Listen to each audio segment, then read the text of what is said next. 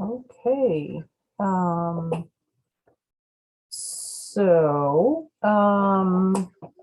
So yeah, it's January. I guess it's been about 6 weeks since we all got together last. So hoping that that everybody had a safe and happy holiday season in the interim. So the I just want to, sorry, I've got two monitors and I'm trying to figure out what I want on each one. I guess if Sean does join us a little bit late, we can always get him back up to speed, but wanted to go ahead and call the meeting to order tonight. And I guess, officially a roll call. To be honest, I'm not quite sure how official these meetings need to be, but in lieu of any other direction, I'll go ahead and have a roll call. So Kristen? Present. Amber? Here. And Angela? Present. Thank you. Again, I had sent the meeting minutes to you all. So just fairly briefly, I'm not sure if the city is sending those out to you guys as I'm sending them to the city, or was today the first that you guys had received the meeting minutes? Yes. Okay. So I'll apologize. I will, in the future, I'll go ahead and copy you on those meeting minutes as I'm sending them to the city. So there's Sean. How are you tonight? You're muted still. I'm good. How are you? Good. So no green screen tonight? You're attending from a different room? Yeah, no, it's been a crazy couple of weeks. So yeah, no green screen tonight. All right. So we get the real live Sean in his real live room. That's right. Up on the third floor. Gotta love it. So I was just mentioning, I have no idea, honestly, how formal these meetings need to be. But we did go ahead and conduct a roll call, and we were just about to ask for approval of the meeting minutes from our last meeting. So since we don't really have a formal process, does anyone want to go ahead and Motion to approve those minutes. thank you. I'll second it. Thank you. And all those in favor? Aye. Thank you.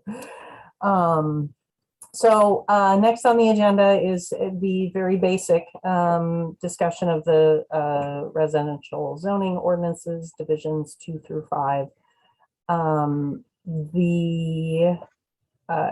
Basically the agenda is going to say the same thing every week. So unless there's something specific that we want to add as we go through.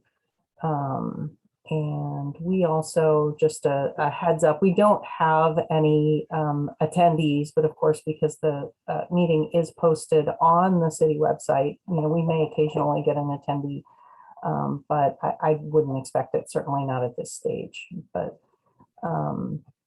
so just to start the ball rolling, I did want to respond to Amber, your emailed question. I think it was the end of last week. And I do just want to caution everyone and remind everyone about the sunshine law. And of course, we can't really communicate via email to the extent of responding to your emails. So I did want to respond. And I had asked Michael, our city manager, to follow up on the question that you had asked about. Sorry, I'm just reading through that. The city maintains, whether the city maintains disaggregated data about the citations issued in response to municipal ordinances. In other words, which ordinances are most consistently violated. Again, I did want to follow up on that. Michael did respond today and let me know that we do have the ability. We can do a search and pull out applicable violations or citations, is what he said. But it will certainly take some time in order to pull that data. So I wanted to ask, was there something specifically that you were looking for in terms of zoning violations? No, not specifically in terms of zoning, but my sense was overall, as all of our groups are going through the ordinances and hoping to approach it through an equity lens, understanding which ordinances have been a challenge to citizens for whatever reason. I think it just helps give us another data point through which to view the ordinances that we're going through. So it was really coming from a place of, is this information available? I know that it's reported in aggregate through the Maple Leaf. So we see there were 900 citations issued in this quarter. But it did occur to me that this might be useful information for us to be able to apply to this process. But again, not knowing how time intensive it would be to separate out that data and make it available to the various review committees. I just wanted to ask the question and see if others felt the same way, that was relevant data to the process we're engaged in. Yeah, I think it is. We have the information there. It's really just a matter of being able to report on it in any kind of effective way. I'm just not sure how sophisticated the software is that we use to monitor those kinds of things. But no, I think it would be useful. So because, I'm sure that we'll find that it's pretty much the same ones over and over again. I'm sure some people violate some archaic ordinances, but it's lawns and cosmetic stuff on people's homes and things of that nature. So but yeah, no, I think it's a great idea. Hopefully Michael follows through with that. So Yeah. I guess just to follow up, I had a conversation with Councilmember Schmidt because the chapter that she's working on is offenses. And so certainly she has already been in contact with Lieutenant Nyber about the data. And they do have disaggregated data for offenses. So there's certainly, a lot more data within the police department.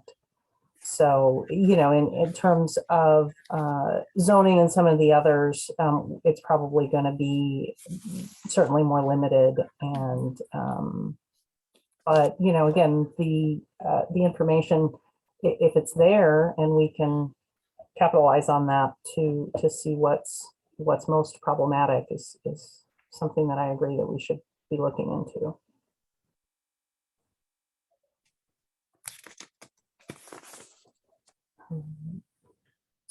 So other than that, did anything else come up as just sort of a general question, comment, concern since the last time we met?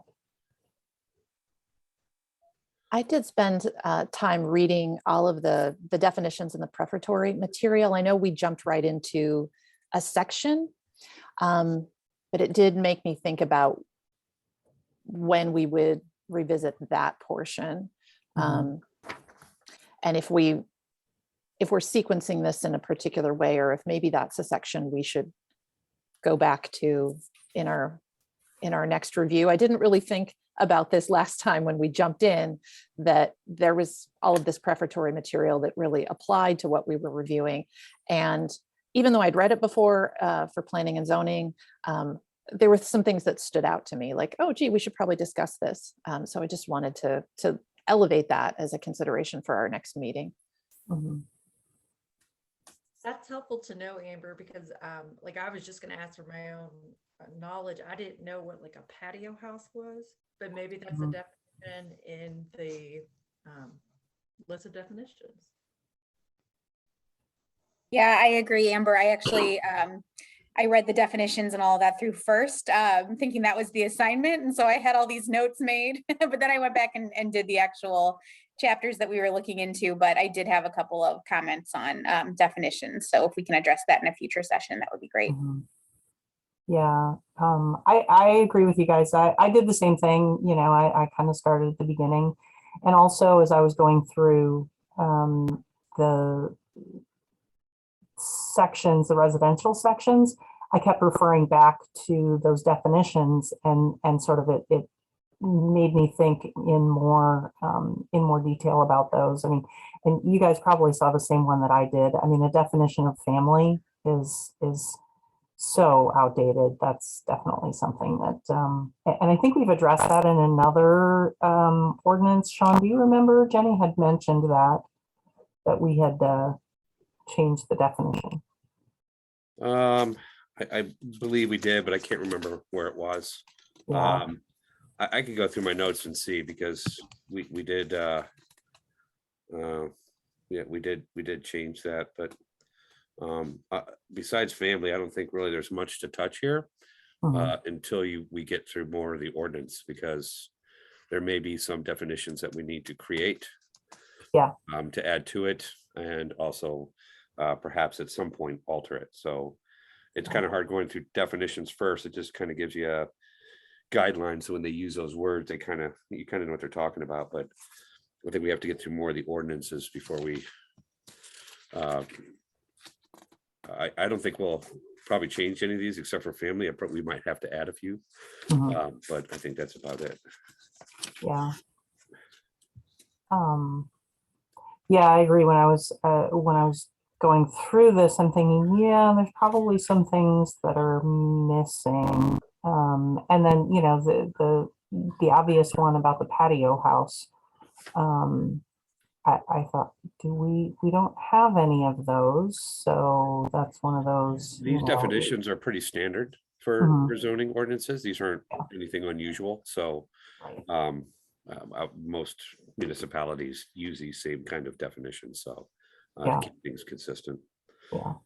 Yeah, we might not have a patio house, but they have it just defined in case somebody decides to build one somewhere, which I don't know how they would, but Yeah.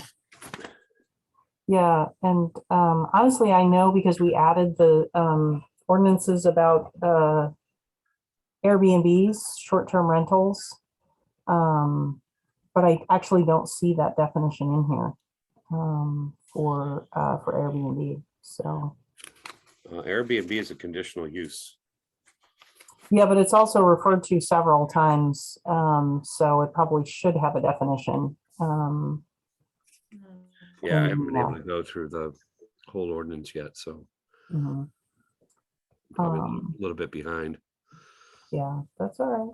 That's all right. So anybody want to start with the actual? Old school. I printed mine, and did print it double-sided, so I'm not necessarily killing too many trees. But anybody want to go through and sort of start their notes?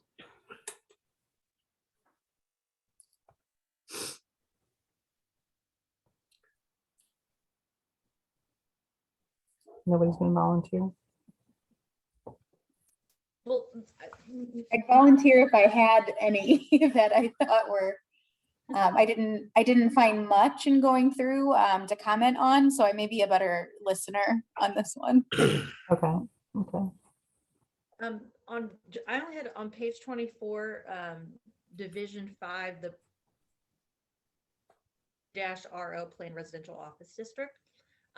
In section 56, intent and purpose, like number 1 and 2, it just seems just vague, and I think it would be difficult to understand. Like it just says sites must have economic and fiscal potential for such high intensity development. But what does economic and fiscal potential mean? Mm-hmm. And then number 2, it says, development must be consistent with the city's master plan and with those land use policies further articulated from time to time by the city council. It it would be nice to have just some more clarification about what those two are. Okay. Wait, what section are you on? So it's page 24, section 56-152, division 5, the planned residential office district. It's towards the end of what we were reviewing. The intent and purpose section for Yeah. residential office.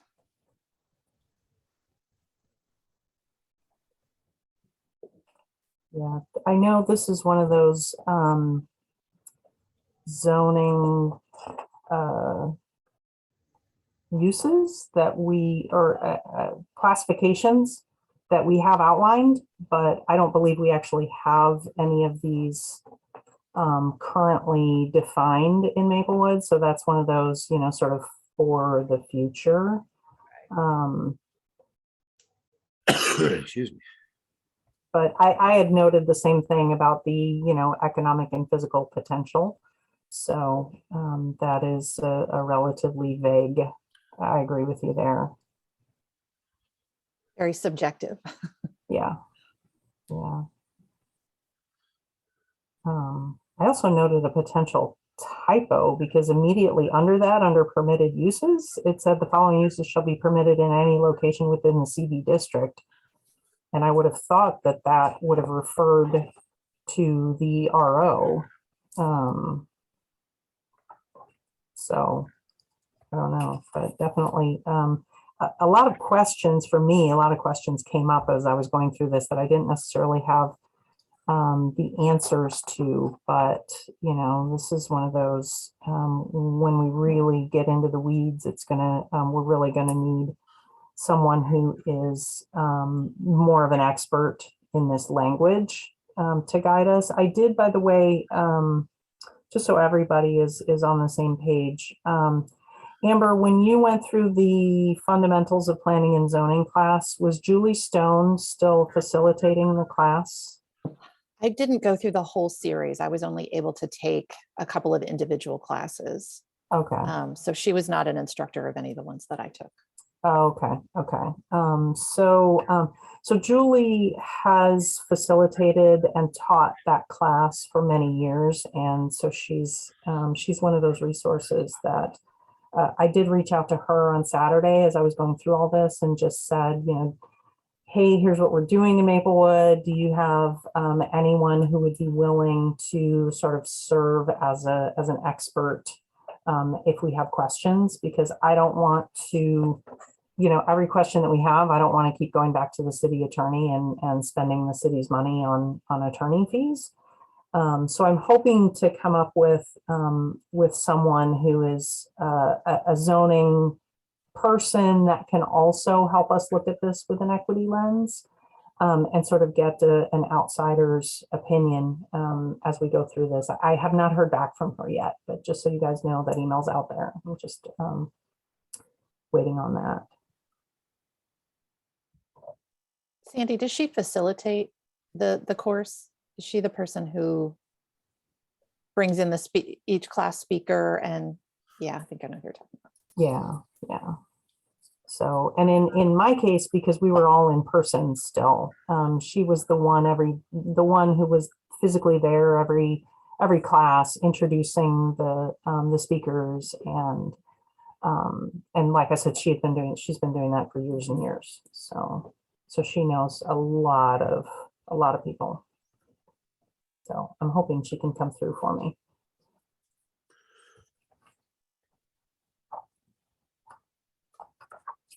I do have one question that I found when I was on Division 3, the limited residential district.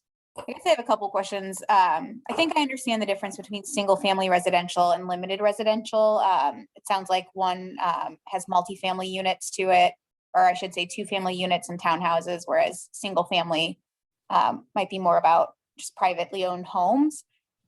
My question is, this is Division 3 LR Limited Residential District under the development standards. So section 56 through 108. This is hard to tell people where to go because I'm on the website. it says that minimum unit size, I'm under townhouses. So every townhouse unit shall contain at least 1,000 square feet of livable floor area, exclusive of garages, basements, or attics. I Mhm. didn't know if anyone knew more about that or why the minimum would be 1,000. It just seems large and seems like it could, I don't know. I highlighted that as well, Angela. Oh, good. So you have to remember that a lot of this zoning ordinances are based off of standards that we get from St. Louis County. And so over the years, living requirements have changed. For instance, in my Mhm. house on Elm, it's a 3-story, 5-bedroom, 2.5 bath. There was like 13 people here at one time. And back in the 50s and 60s, that was acceptable.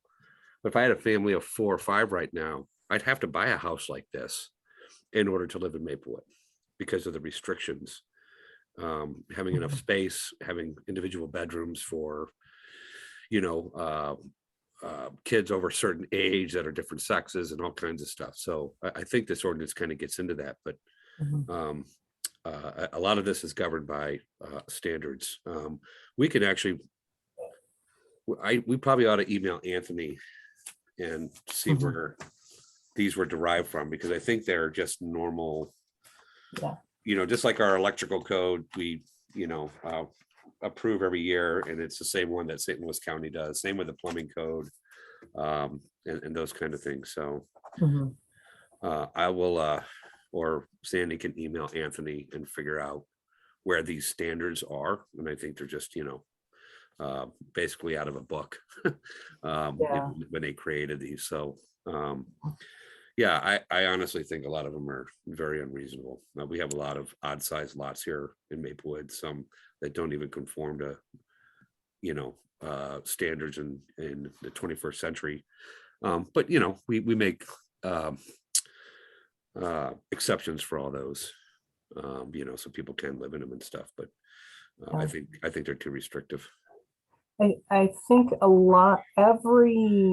if I remember correctly, every one of the residential sections required a minimum square footage of 1,000 square feet, except for when you get into, I think, apartments within the multi.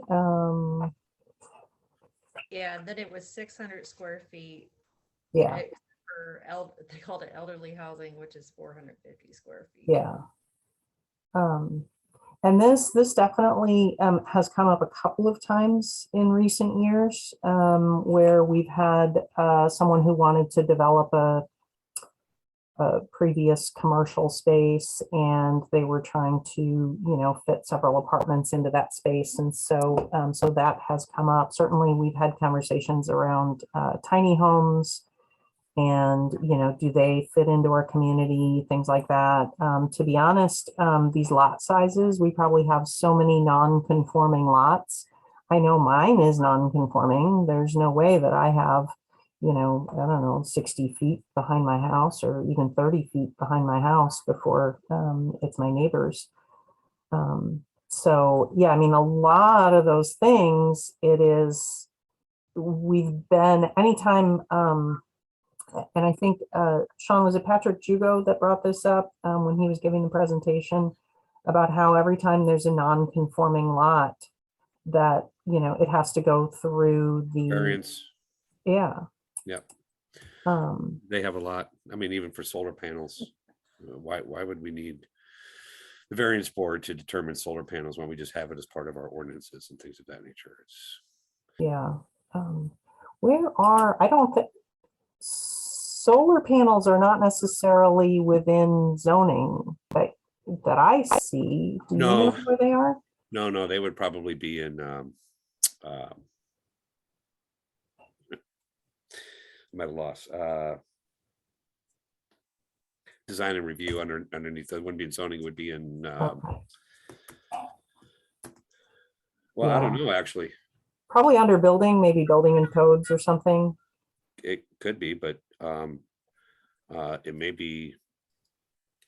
I mean, it would seem to me that it would probably be under Yeah, maybe that, or it could be under zoning, like permitted uses, Yeah. using solar and things of that nature.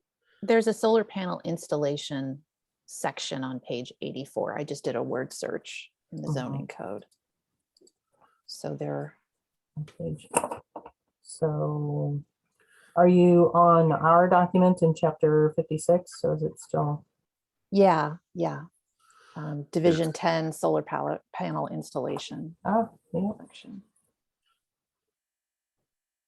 I think gaining some clarity from Anthony about which things the county imposes on us and which ones we Mhm. have more flexibility to determine would be essential, because I know in my view of this process, in looking at ways to make the zoning code more flexible, moving more toward form-based code, which could, really improve our density and decrease our segregation potentially. That there's just so much baked in here that seems like it's inflexible, and it's hard to know what we can determine and what's sort of preordained by the county and can't be modified. Yeah. You mentioned increasing density, which is definitely on my priority list. So full disclosure, when I think it was Minneapolis got rid of all of their single family zoning throughout the city, I was like, yay. I think it was definitely before I was on council. I was just on P&Z at the time, and I brought it up to Anthony, and he was like, oh no, we can't do that. So that's something that is sort of on my priority list to take a look at, is the potential to reduce the single family zoning, or increase the limited residential to where we can have more multifamilies available if the lot size is reasonable. And I know Webster Groves just went through a heck of a process to basically find out that I guess that was voted down. So this is something that we could potentially improve about our the affordability of Maplewood in the long run, if we're able to update that. And Sandy, do you know if a change to the zoning map, that's something obviously that the council has to approve, or sounds like put before voters, is that a recommendation that we as a committee, are we looking at sort of big picture items as well as the granularity of this code in making those recommendations? Because I'm on that same page with you. It's really the zoning map, right, that determines our flexibility within this code. So love to hear a little bit more about that. Yeah. So yeah, you're right. Changing the zoning is going to at least require the approval of council. I'm not sure, Sean, do you know if something like that would have to go before the voters? I know in Webster it was one of those, the council was doing it, but then it was the voters got wind of it and got a petition to get it on the ballot, if I'm remembering correctly. A zoning change? Yeah. That's a good question. I've been under the impression, because we've changed pieces of zoning and zoning maps in the past without going to voters. So I'm not sure if you have to or not. Probably a better question for our city attorney, but I don't think we have to go to the voters. But remember, they can certainly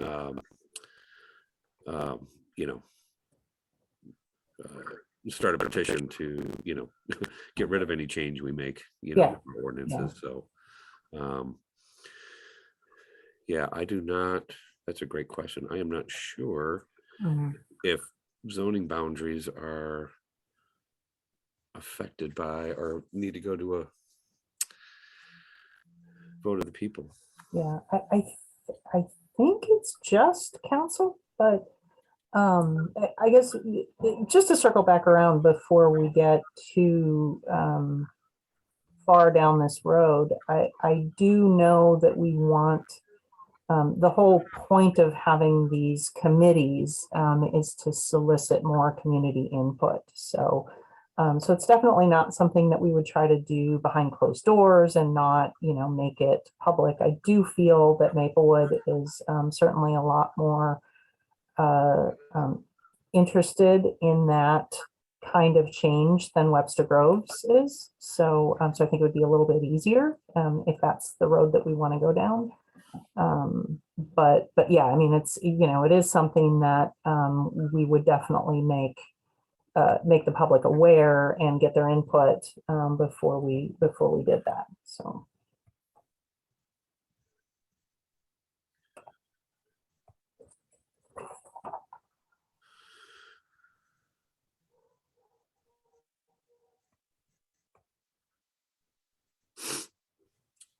Another thing that came up in my conversations with Councilmember Schmidt was there was the a civics class at, I forget if it was the middle school or the high school that was working on a project.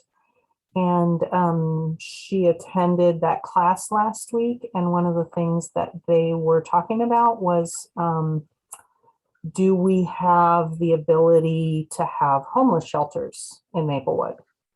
And so when I was on the phone with her, we were just looking up the permitted uses in, I think almost every one of our divisions includes group living facilities, group homes. And that definition would include the potential for homeless shelters. So, so just a, heads up about that. Again, the definition being one of those things that we may want to be more specific about, and because it is a permitted use rather than a Conditional. what's the word I'm looking for? Allowed, right? So it would still require conditional use permits under permitted uses. So. I'm sorry, it is conditional, not permitted. Sorry, they are conditional uses. So yes, those would require conditional use permits, but the good news is there's already a vehicle for that within all of the residential zoning divisions. So. Those conditional uses were actually what I highlighted most consistently, and I'm wondering where those were derived, like why those conditional uses specifically. And obviously it's narrower for single family, and as you go further down the code, there are more permitted conditional uses. But I wondered how that gets determined, and again, is that following sort of precedent that the county sets, or there were a couple that seemed very highly specific, like certain types of labs that put together mechanical components. It seemed like some things were put in there in order to allow a certain business to exist in a district. Yeah. I wasn't sure kind of how those got defined and whether that was an area we wanted to focus on expanding potentially. Yeah, conditional use, and as long as I've been in council person, that the nice thing about conditional use is that instead of hard coding it into an ordinance, the council has the ability to manage that. So for instance, at one point, a tattoo shop years ago wanted to move here. A lot of the council at the time was opposed to it. But that would have been a conditional use, and we could have said, okay, great, yeah, they could be here. Let's revisit it after a year, right? Because at any point like that, you can revoke their conditional use permit for any violations and things of that nature. So it gives the council a little bit more control over not only what's there, but how they're doing it and how it's affecting the community. So I think that's more of the intent of that. And it also, allows you to make exceptions to rules. I mean, I know people have, daycares in residential areas and stuff like that, and they can't, we kind of restrict them, and those are all conditional use. So we can kind of monitor that. and be able to react to it. As for in general, why they are there in the first place, again, we probably have to go to Anthony to say, you know, how are these derived? And again, I think I think they're pretty standard. I think most, you know, like for restaurants, those are all conditional use. If you can have live music, that's conditional use. Something that's, you know, that the council thinks that could work in a particular area has typically been conditional use. So, but yeah, no, it's actually a good question. I'm not sure why, where the definition of all those conditional uses came from in the first place. So. I know some of them are simply because that's what happened to be within those zoning districts. So when you talk about like a convent or a rectory, they happen to be within the zoning of the single family because they were, you know, they were physically present when the zoning ordinances were written. So it was one of those, you know, grandfather them in as a conditional use, but then if the church closes, then it's something that, you know, we can potentially write out. So, Right. I got you. Yeah, no, that makes sense.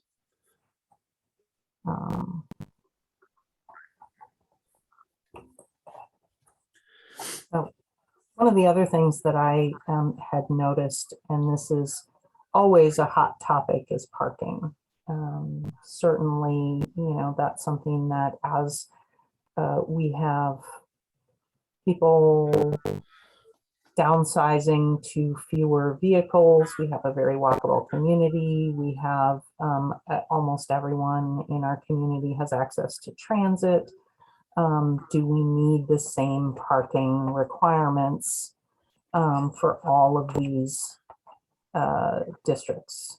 And that's something that that I, you know, personally think that we can potentially change or modify for some of our, you know, if there are development opportunities where maybe there's enough space, but they're, you know, within X feet of transit, things like that, that we can potentially look at, you know, reducing the parking requirements so that we have less asphalt in general.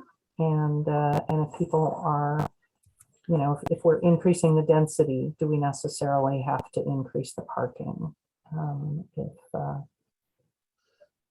So that's another one of my personal That's a really good idea and soapboxes. question. In my research, just doing some reading as we were going through the code, I believe it was Portland recently passed a zoning reform that included that, that there were certain exceptions that you could make in terms of the number of parking spaces based on proximity to business and walkable communities, but also as an incentive to attract more density in certain, like you say, certain areas where there just isn't enough land to have a parking garage, for instance. Yeah. I think that's a great thing to advocate for. And I know just based on all of the feedback that we've heard as we've been, as the council, even prior to me, as the council was working on the Greenway, losing parking spaces is very controversial to some of our neighbors. It's everywhere in St. Louis. Yeah. I mean, when CVS came to us and they were going to be on the corner, I'm a huge advocate of putting those buildings on the street, so to speak, just so you know, it's more consistent with the rest of it. And they pretty much said, sorry, people in St. Louis don't do that, and if you're going to make us do it, we're not going to move here. So they say that people like to park in front of the store and like to walk into the store from the front of the store, not from the rear of the store. And I said, well, you do it in the city. And they say, well, this isn't the city. Yeah, I mean, it was a rather contentious conversation, but Yeah. you know, they weren't brave enough to do that. So Yeah.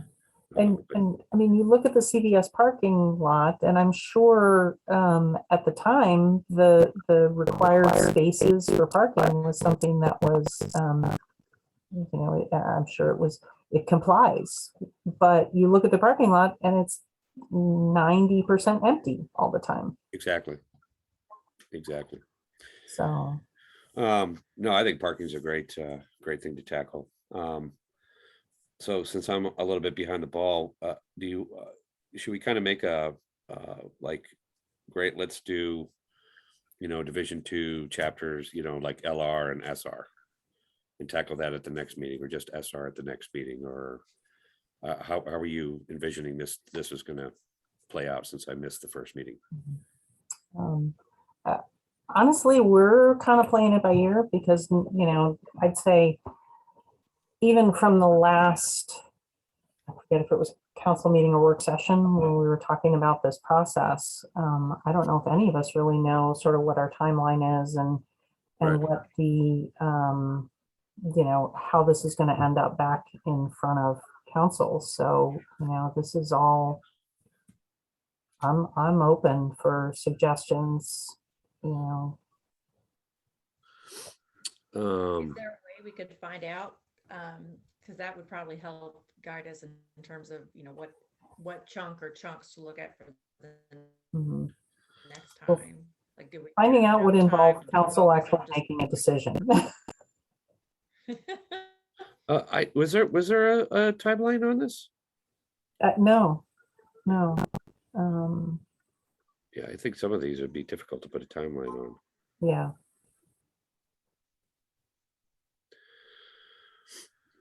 Huh. I don't want to impose on his time, but I was also potentially going to see if Anthony would join us in one of these meetings, That'd be a great idea. just to at least, get his insight fairly early in the process. So depending on if he's available for our next meeting, is that something that you guys would be interested in?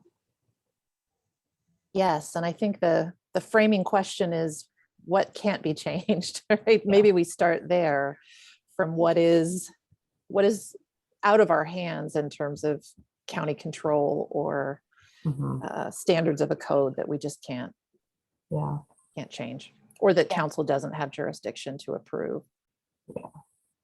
Yeah, it's good. That's a great question. That's a good starting question too. What can't we do? Yeah. See, and the interesting thing is, if you look through all these zoning ordinances, you don't see anything about plumbing. You don't see anything about electrical. Those, again, those are handled by St. Louis County, but I wonder where that line is. Mhm. But yeah, having Anthony would be great to kind of figure that out. Yeah. So it's about 1/4 after. So in the interest of everyone's time, I want to make sure that we keep this to an hour or less. One second. So our next scheduled meeting, double check.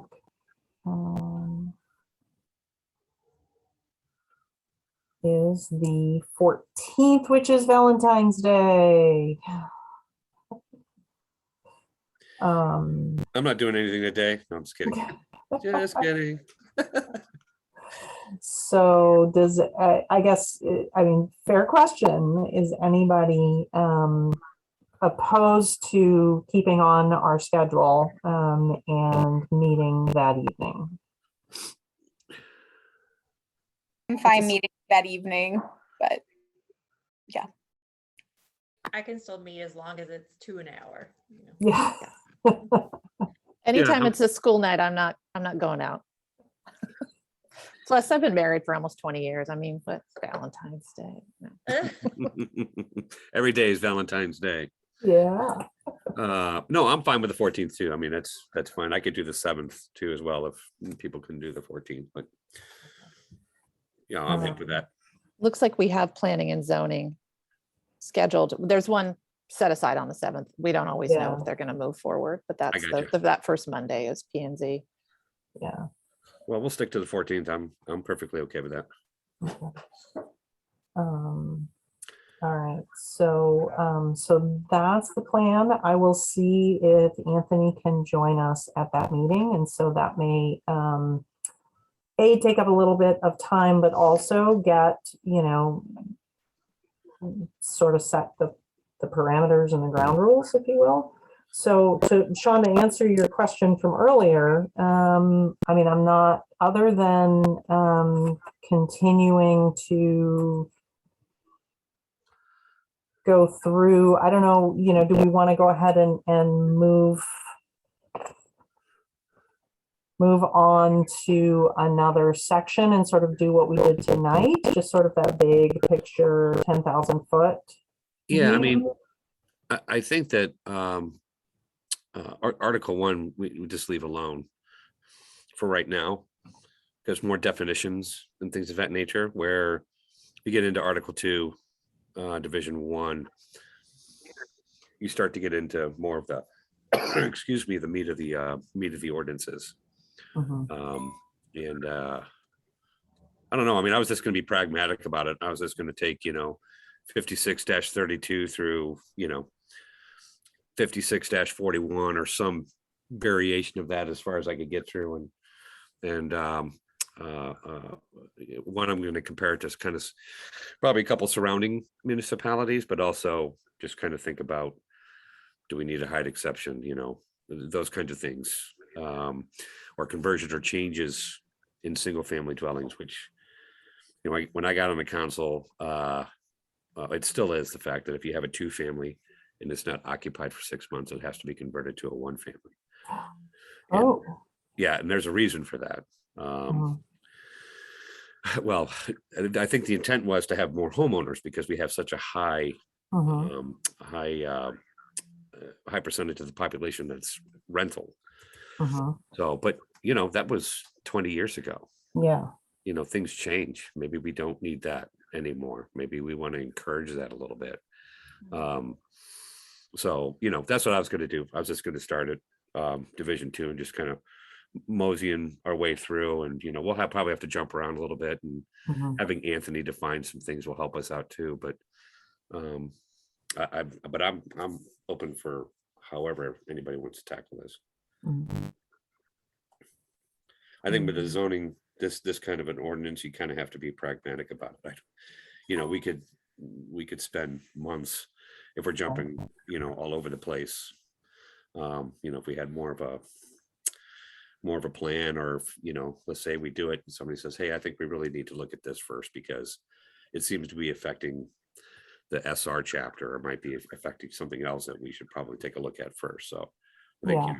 once we kind of dive in, it may lead us down a different path, but I don't know. I have a So, quick- sorry.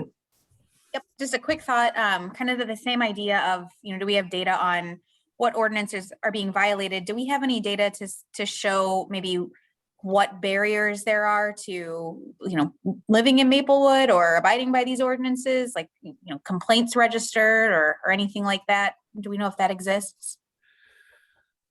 Well, we have that data. I think Michael's starting to work on it now. I mean, I can continue that conversation with him tomorrow to see kind of what he is thinking in getting that data. I mean, I think we record the complaints. I'm not sure if it goes into a computer system or something, but Right. certainly any ordinance violation would. Yeah. So, and you're right, that would be very helpful. So, yeah, I'll talk to him. I got to talk to Michael tomorrow anyway. I got to test more Zoom stuff down at City Hall, but I think we got everything dialed in finally. Mhm. But yeah, no. We should talk to Michael to get that data. Yeah, and honestly, I mean, if we're still focused on zoning, which that's our task.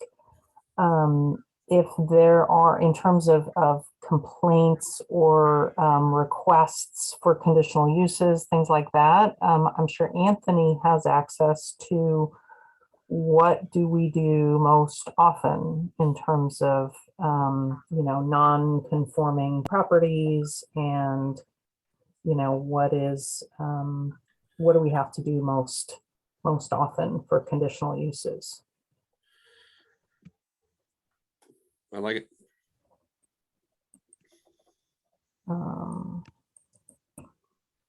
Okay. So for next call, I guess,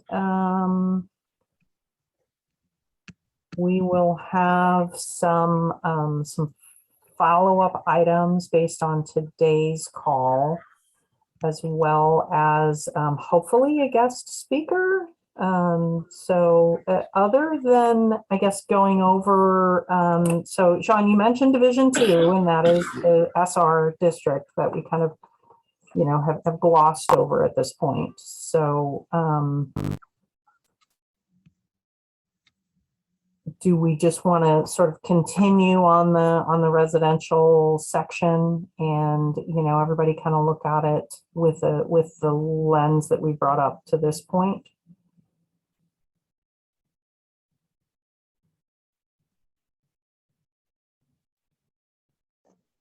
You mean the single family one? Yeah, I mean, you said Division 2, that's what you were focused on at this point. Well, I was going to start right at Article 2, Division 1. Oh, okay. All right, hold on. But we can certainly start at Division 2, because what'll happen, I would imagine, is that we'll probably have to go back into Division 1 under Article 2 for some changes because of the definitions that it has within it. So no, that's fine. We can continue with single family residential Okay. and limited. That's fine. Anybody else want to chime in?